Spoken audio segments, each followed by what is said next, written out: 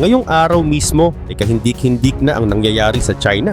Manlulumo ka na lang talaga sa napakatinding dinadanas nila ngayon dahil sa napakatinding taripa na ipinataw sa kanila ng Amerika. Ngayon sa video na ito, marami kaming video clips na ipapakita dito na nagpapatunay na talagang kawawa sila. Pero bago yan, hihingi lang sana ako ng isang like at subscribe sa video na ito. Malaking tulong na po yan sa aming mga content creator. Kaya naman simulan na natin. Sa tuwing may krisis, pare-pareho lang ang galaw ng Communist Party ng China, ang CCP. Noon pa man, yan na ang estilo nila. Balikan natin ang nangyari noong taong 1989. Sa halip na pakinggan ang hinaing ng kabataan, sila pa mismo ang pinatahimik. Ang mga estudyanteng nanawagan ng demokrasya, tinugis at pinatahimik ng gobyerno. Ngayon parang deja vu. Bumagsak ang ekonomiya ng China. Isa sa mga dahilan ay ang sunod-sunod na buwis at paghihigpit mula sa Amerika. Pero sa halip na solusyonan ang problema, ang CCP ay muling bumaling sa sarili nilang mamamayan bilang kalaban. Pero may kakaiba sa sitwasyon ngayon. Sa isang bansa kung saan bihira ang bumangga sa pamahalaan, mas dumarami na ngayon ang mga negosyanteng lantaran ng hinaing. Hindi na nila kayang manahimik habang unti-unting nadudurog ang kabuhayan nila, pati na ang kinabukasan ng mga empleyado nila at pamilya. Pakinggan natin ang bahagi ng saloobin ng isa sa kanila. Tatagalugin ko na lang para pare-parehas nating maunawaan. 我上个月不是接了一批铜的订单吗？ Noong nakaraang buwan, tumanggap ako ng malaking order para sa mga copper parts. Hindi pa man tapos ang produkto na ilabas ko na ang malaking puhunan. Umabot ito ng tens of thousands. Nabili ko na ang lahat ng materyales at halos tapos na. Putol na, pinakintab, nilinis at may ukit na. Kumbaga, isang hakbang na lang. Pero kanina, bigla akong nakatanggap ng mensahe mula sa kliyente. Posibleng maantala raw ang pag-deliver dahil sa problema sa customs. Bukod pa dyan, sobrang taas na raw ng buwis. Hindi raw nila kaya. Ito pa, isa pang negosyante, isang TikToker na supplier sa industriya ng pagbebenta ng libro ang naglabas din ng saloobin niya. Ayon sa kanya, 订单量5000多万美金，今年我们订单已经排到了26年的5月份。 umabot ng mahigit 50 million US dollars ang halaga ng orders namin ngayong taon.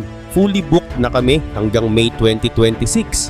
Pero dahil sa 30% na pagtaas ng buwis, sobrang laki ng epekto nito sa amin. Kung maliit kang negosyo, baka kayanin pa. Dahil kaunti lang ang pinapadala mo, hindi ka nangangailangan ng buong container. Pero para sa kanila, mga malalaking exporter, masakit talaga. Sobrang nipis na nga ng tubo sa bulk trading. Ngayon may dagdag pang 34% na taripa. Para kang sinapak at tuluyang ibinagsak sa lupa. Dahil sa dami ng ganitong klaseng kwento, binabaha na ng reklamo at hinaing ang social media sa China. Kaya't wala nang pahinga ang mga online censors ng CCP. Trabaho nila ngayon ang burahin at pigilan ang kahit anong post na nagsasalita tungkol sa totoo, kung gaano nakasama ang kalagayan ng ekonomiya ng China. At syempre, hindi mawawala ang tinatawag na 50 Cent Army ng CCP, mga bayarang troll na may misyon, pabagsakin ang mga video at content na bumabatikos sa gobyerno. Matagal na silang nahuling gumagawa nito. Habang abala ang CCP sa pagsikil ng mga batikos, sabay naman silang bumubuhos ng propaganda. Layunin nila ngayon, palalain ang galit ng mga mamamayang Chino laban sa Amerika. Isa sa mga paraan nila ay ang paulit-ulit na pagpapakalat ng lumang clip ni Chairman Mao. Narito ang sinabi niya noon. Kung hanggang kailan magtatagal ang digmaan, hindi tayo ang magtatakda. Dati, nakadepende ito kay President Truman. Ngayon, nasa kamay na ito ni President Eisenhower o kung sino man ang susunod na maging presidente ng Amerika. Sila ang may desisyon. Pero kahit gaano pa katagal ang labanan, kailanman ay hindi kami susuko. Lalaban kami hanggang sa tuluyang tagumpay. Ang pinaka-ironic sa lahat, ginagamit pa ng CCP ang lumang clip ni Chairman Mao bilang propaganda. Pero ang hindi nila sinasabi, sinabi ito ni Mao noong taong 1953. At ilang taon lang matapos nito, nagpasimuno siya ng isa sa pinakamalupit na trahedya sa kasaysayan ng China. Inutusan ni Mao ang milyon-milyong magsasaka na tumigil sa pagsasaka. At sa halip, gumawa raw ng bakal at bakal lang daw ang sagot sa pag-unlad. Pero habang abala ang bansa sa pagpapanday, nakalimutang may milyon-milyong bibig na kailangang pakainin. Sa kabuuan, tinatayang higit 50 milyon ang namatay sa gutom dahil sa kanyang utos. At ngayon parang inuulit ito ni Xi Jinping. Hindi man aminin ng liderato ng China pero alam na ng mga mamamayan. Sobra ang pagdepende ng bansa sa merkado ng Amerika. At kung aalisin yan bigla, imposibleng mapalitan yan ng kahit anong bansa sa isang iglap. May isang mamamayang Chino na nagsabi ng buong katotohanan. Diretso, walang paligoy-ligoy. 再是看不下去了，别扯什么家国。 Sa totoo lang, nitong mga nakaraang araw parang hindi ko na kaya. Tigilan na yung drama ng taas taripa at pag-aastang matapang na parang pelikula. Yabang lang yan. Ang tunay na laban, yung may kita, doon tayo manalo. Ang Estados Unidos may 350 milyon katao at sila lang ang kumukontrol ng isang katlong bahagi ng buong consumer market sa mundo. Ibig sabihin sa bawat $3 na ginagastos sa buong mundo, isa ay galing sa bulsa ng isang Amerikano.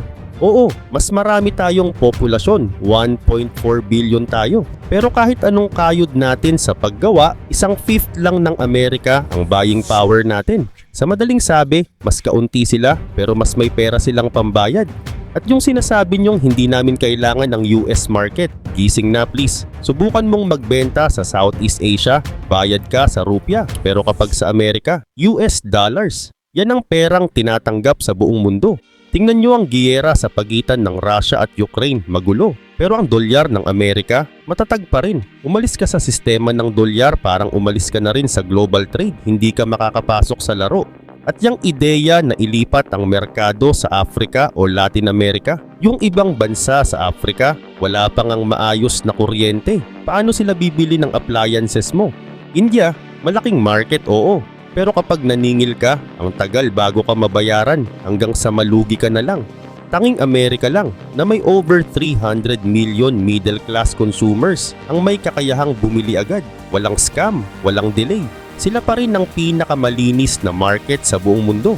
Ang mga malalaking pondo ng Norway, ng Middle East, ng mga retirement funds ng ibang bansa, lahat sila naglalagak ng pera sa stock market ng US. Sa tingin nyo gusto rin ba nilang yumuko? Oo. Pero tanggap nila ang realidad. Wala ang Amerika, wala kang kita. Pwede kang magalit sa Amerika, pero kung 70% ng ekonomiya mo ay galing sa exports at 80% ng foreign reserves mo ay galing sa kalakalan, pagtalikod sa US market ay parang pagputol sa sarili mong hininga. At para sa mga nagsisigaw ng di bali ng mawalan ng kita basta hindi galing sa Amerika, isipin mo naman ang mga ordinaryong manggagawa, ang mga pabrika, ang maliliit na negosyante. Sila ang unang mawawalan. Ang tapang-tapangan habang wala kang kapangyarihan, hindi yan diskarte. Yan ay kahangalan. Kung kailangang yumuko para makipag-ayos, yumuko. Kung kailangang bawasan ng kita, bawasan. Kasi ngayon, ang mahalaga, makahanap ng paraan para manatiling may trabaho. Hindi ako nakatapos ng high school, pero kahit ako, alam ko sa negosyo ang yabang walang silbi. Ang mahalaga demand at supply. Hindi mo marirealize kung gaano katamis ang US market hanggat hindi mo tinitingnan ang totoong numero.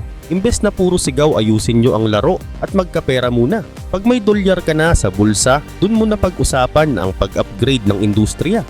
Walang nakakahiya sa pagyuko para kumita, pero ang ipagsapalaran ng kabuhayan ng milyon-milyong tao para lang sa pride, yan ang tunay na kahangalan. At kung napansin nyo, karamihan sa mga video na to ay nasa wikang Chino. Pero hindi ako marunong mag-Chinese, kaya nagpapasalamat ako sa channel na Inconvenient Truth ni Jennifer Zeng. Isa siya sa mga pinakatapat at walang takot na lumalantad sa katiwalian ng CCP. Saludo kami sa kanya. Pero moving on, isa sa pinakamalaking problema ngayon ng CCP ay ito. China lang ang nakikipagbanggaan sa Amerika. Ibig sabihin, habang ang ibang bansa ay tumatahimik o nakikipag-ayos, ang CCP lang ang tuloy-tuloy na pumapalag. Kaya sila rin ang pinakamatinding naaapektuhan. Gusto sana ng CCP na makiisa ang iba pang Asian countries tulad ng Vietnam, Cambodia at India para magkaisa at harapin ang US bilang isang solidong grupo. Kaya naman nagsimula sila ng isang malaking disinformation campaign. Kumalat ang balita na di umano'y kasama na raw ang Japan at South Korea sa kampihan ng China para kontrahin ang US tariffs. Pero ito ang catch, puro kasinungalingan yon.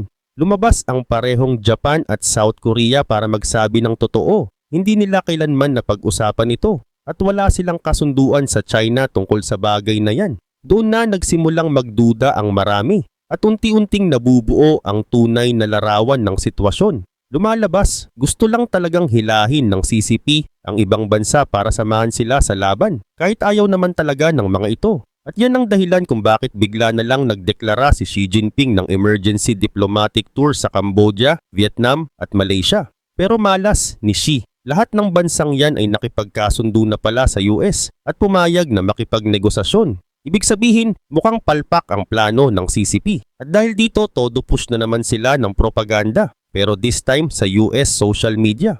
Oo, sa mismong mga platform na bawal gamitin ng mga ordinaryong mamamayan sa China. Pero ang mga opisyal nila, swak na swak sa paggamit ng mga Western platforms para ikalat ang pro-China messages. Pakinggan mo tong video na isa sa mga pinapalaganap nila. Sinimulan ng Amerika ang bagyong Taripa. Ang mga merkado ay natataranta. Ang sinasabing beacon of freedom, ngayon ay inuuna lang ang sarili, sinasaktan pa ang mga kaalyado at ginagamit ang mundo bilang panakip sa sariling interes. Pero sa China, hindi guguho ang langit. May 5% paglago sa ekonomiya, bilyong manggagawa, masipag at maabilidad. Ang tagumpay ng China hindi galing sa tulong kundi sa sariling kayod. Ang dating tagasunod sa teknolohiya, ngayon ay leader na. Made in China naging created in China.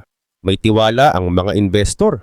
Ang susunod na economic superpower, China pa rin daw. Laging bukas sa kooperasyon. Sa katunayan, 600 taon na ang nakalipas, ang mga barko ng China ay pumalaot sa Indian Ocean hindi para manakop kundi para makipagkalakalan. Ngayon, mahigit 150 na bansa ang ka-trade partner ng China. May zero tariff treatment pa sa mga mahihirap na bansang may diplomatic ties. Ang mundo'y nauuhaw sa hustisya. Dapat tayong mamili ang daan ng saradong merkado o ang karagatan ng malayang kalakalan. Maganda pakinggan, di ba? Pero sandali lang. Habang todo promote sila ng zero tariffs, tingnan nating mabuti kung sino lang ba ang nabigyan nito. 33 African countries lang ang binigyan ng ganitong pribilehiyo. Zero tariffs daw sa lahat ng exports papuntang China. Sinasabi ng China na ito raw ay para sa free trade at pag-unlad ng Africa. Pero kung tutuusin, parang lokohan lang ito. Bakit? Kasi karamihan sa mga bansang ito ay walang sapat na kakayahang mag-export ng high-value goods. Kulang sa pabrika, kulang sa infrastruktura, at minsan kulang pa sa kuryente. At habang formal na bukas ang pinto ng China, may mga technical at regulasyong hadlang na sila rin mismo ang nagtakda. Kaya imposible halos makapasok ang mga produkto ng Africa sa Chinese market. Parang ganito. Kung hindi naman talaga ako nagbabayad ng kahit kaninong empleyado sa Africa, tapos sinabi kong doblehin ko na ang sahod nyo, anong silbi nun? Wala rin. Ibig sabihin lahat ng ginagawang ito ng China ay pampakitang tao lang. Performance lang para sa mundo. Gusto nilang isipin ng lahat na sila ang tagapagtanggol ng free trade. Pero sa totoo lang, hindi naman sila talaga gumagalaw ayon sa prinsipyo ng malayang kalakalan. Ang tunay nilang ginagawa ay tinatawag na mercantilism. Isang estilo ng kalakalan kung saan gusto mong pumasok sa merkado ng lahat pero ayaw mong papasukin ng iba sa merkado mo. Kaya nga sa China bawal ang Google, bawal ang Facebook, Instagram at kahit ang mismong platform kung saan mo pinapanood ang video na to, YouTube, bawal din. Bakit? Kasi ayaw ng CCP na makipagkumpetensya ang mga banyagang kumpanya sa mga lokal nilang negosyo. Gusto nila taga-export lang sila. Habang tayo walang pagkakataon makapasok sa kanila. At habang binabakuran nila ang sarili nilang merkado, todo suporta naman sila sa mga lokal na kumpanyang gustong lumabas sa ibang bansa. Binibigyan nila ito ng tinatawag na libreng pera, subsidy, loan na halos walang interes, o pondo para lumaki pa ang negosyo at makaagaw ng market share sa ibang bansa. Paano? Ganito ang simpleng paliwanag. Isang perpektong halimbawa nito ay ang industriya ng Chinese steel. Sa umpisa, katulad lang ito ng ibang bansa, nagbibigay ng tulong o incentives sa mga steel companies para lumago. Pero ang ginawa ng CCP, lumagpas sa normal. Ang goal nila hindi lang para suportahan ang sariling industriya, kundi pabagsakin ang steel industry ng ibang bansa. Kahit nasuplayan na ng sobra-sobra ang demand sa loob ng China, tuloy-tuloy pa rin ang subsidyo ng gobyerno sa mga steel factories nila. Bakit? Para maibenta nila ang sobrang bakal sa ibang bansa at sa sobrang murang presyo. Isipin mo to, kung ikaw ay gumagawa ng bakal sa Amerika, sariling pera mo ang puhunan. Ikaw ang gagastos sa lupa, sa renta, sa sweldo ng mga tao, sa mga gamit. At sa dulo ng proseso ang layunin mo, kumita kahit kaunti. Kasi negosyo ito, may risk, may gastos, pero may inaasahang balik. Pero ang Chinese Steel Company, iba ang laban. Hindi na sila kailangang magbayad ng lupa, libre galing gobyerno. Yung loan nila sa bangko, zero o sobrang baba ang interes kasi pag-aari rin ng gobyerno ang bangko. Minsan pati raw materyales at production cost tinutulungan na rin ng CCP. Kaya pag binenta na nila ang produkto nila sa ibang bansa, gaya ng Amerika, kaya nilang ibenta ito ng mas mura. Pero kumikita pa rin sila. Samantalang ang lokal na kumpanya, luging-lugi. Dahil dyan, unti-unti, isa-isang nagsasara ang mga kumpanyang banyaga. Walang laban sa presyong subsidized. Hanggang sa ang natitira na lang sa merkado, mga kumpanyang kontrolado ng China. At kapag sila na lang ang natira, dun na tataas ang presyo at wala na tayong ibang pagpipilian.